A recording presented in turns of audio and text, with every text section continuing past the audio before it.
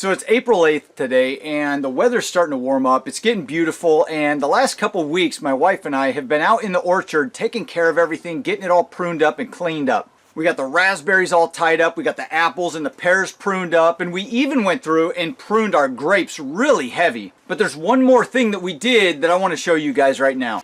Before we head out, you got to check out this little teddy bear rhododendron. Isn't that beautiful? I love when these buds just start to open up. Look at that guy tucked back in there. And this one's called teddy bear because of the brown fuzzy underneath the leaves. Isn't that cool? All right, so here we are, and we've got our orchard just about ready to go. We've got our grapes right here, and you can see last summer, if you've been following some of these videos, I had grapes growing up over that top line right there. And they were just filling out and coming probably 3 foot out on either side of the fence line, and they were just starting to pull down that string. What I need to do is come along and get some 4x4s and run them along the top there so it's solid, so those grapes can continue to grow up and have something solid to hang over. So these guys are coming along really nicely. You can see right here, this is the one thing I wanted to show you guys. We actually made a big change here to our strawberries this year. Let's go inside and check it out. So we decided to go through and pull out all of the strawberries we had. Now they were great strawberries. They tasted completely just awesome, but they were ever-bearing and they were very small. And when it came time to canning, because they were ever-bearing, they trickled in the fruit production through the summer, and we never got big batches. We got enough, but never big batches. And we mainly use these for canning jams for the whole winter. And so we decided to switch things up and go with June bearing. And so that's what we did. So we went with Hood and Sequoia. These are the Hood all along here. And then there's actually 2 rows of Sequoia. We actually were originally going to go with all these, and then decided when we got to the nursery and saw the Hood, we thought, oh, let's just try a different variety in there. So that's what we've got. We're hoping to get bigger berries that produce heavily at one time, and they'll still trickle some in here and there, but heavily at one time so we can do a lot of canning all at once. We'll see how it goes, and I'll let you guys know. And then you guys have seen that before. Well, there's old Ruger. Further down there, we've got all of our blueberries, 2 rows of them, 16 different varieties, but we bought these at a different nursery a couple years earlier than these, and these aren't doing so well. I don't know if it's where we got them. I don't think it's the varieties. I think it's the actual plants. I don't know why, but they just have never done well. This row down here has been doing better and better every year, and they're starting to really produce. Let's come over here and take a look at these guys. You can see there's a lot of dieback on these, and just when you think they're dead, they'll start popping back and growing, but they just never really get a chance to take off. Whereas these, now they look kind of bare right now because there's no leaves on them, but you can see all the buds starting to swell here, and all of those are going to be berries. All of these little blueberry plants in this row have just done extremely well for us, including that Toro of that blueberry propagation video I did last year. I'll put a link down in the description below if you haven't seen it.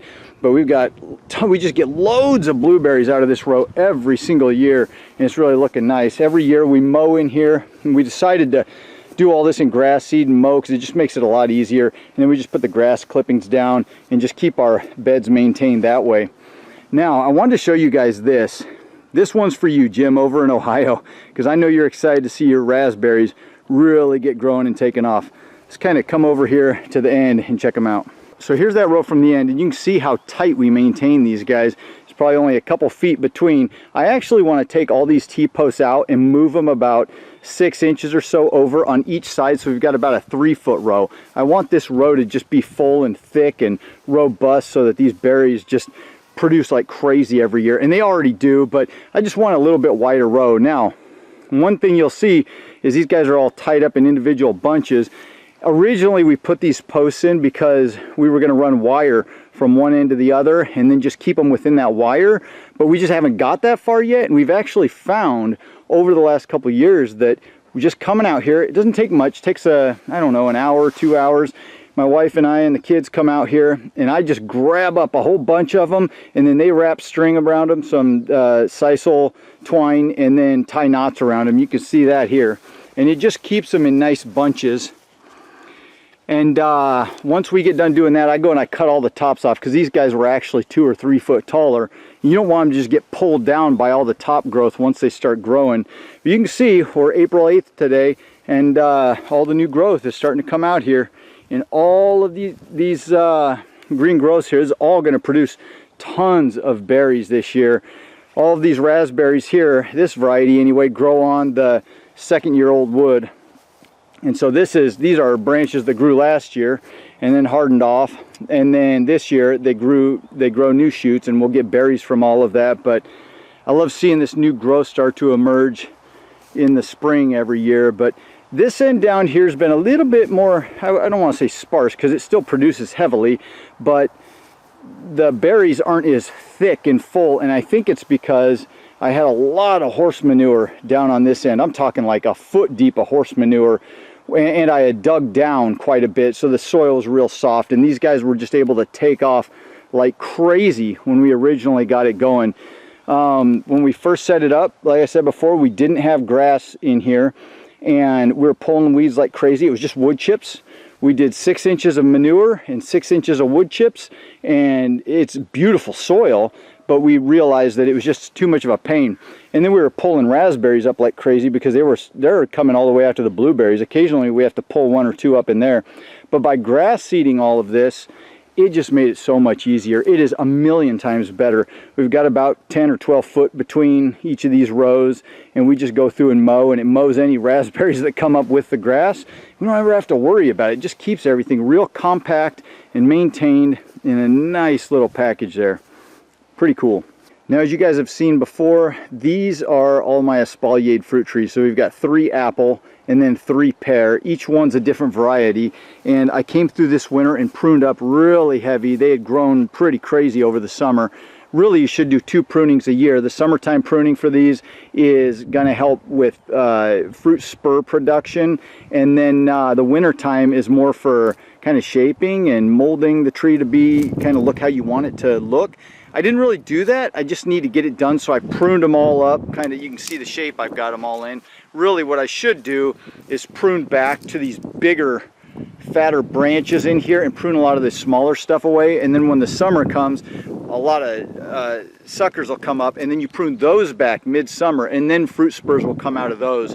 But I just really need to get this done. I'm going to get back on track. I didn't prune last summer, and that's what kind of threw me off. But anyway, we got to do that this summer. If you guys are interested in those pruning videos, I did a couple of years ago, I did videos on pruning these guys, a summer video and a winter video. I'll put links in the description down below there. And then this is kind of the area that we haven't gotten to yet. This all has the wood chips and the manure, 6 inches of each. It's beautiful soil. We never plant grass seeds. It's just kind of weeds and grass that are growing up naturally.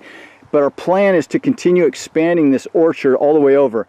Now you notice I've had this dead maple here for quite a while now, and it finally just gave out, and one end of it completely came through and busted all this. We've kind of propped up some sticks to keep the deer out.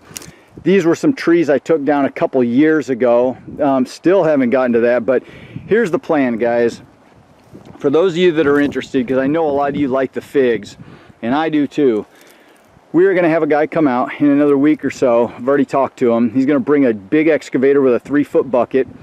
That little trench I did videos on like several years ago for water drainage is back over there.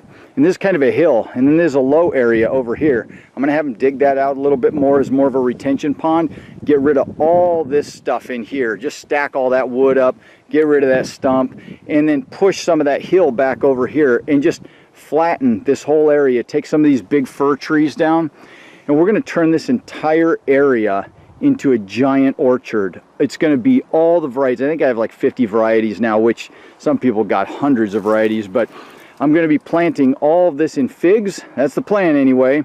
And then I've got some cherry trees, and I want to do some pawpaws over there, but we've got to get them to take this tree out, and just a lot of this has to get cleaned up first. There's going to be a lot of work ahead of us, but that's the future of expanding the orchard this way. So that's the update on the orchard. I hope you guys enjoyed seeing that. Jim, don't worry, buddy. Your raspberries are going to be out of control anytime, and you're going to have all the starts that you want, man. So just your biggest worry is going to be about maintaining them in those beds that you've got. They look absolutely beautiful. I hope you guys enjoyed this one. If you did, hit the like button. Subscribe if you want to follow along and see all this stuff wake up this spring. Have a fantastic week, and I'll see you in the next video. Adios.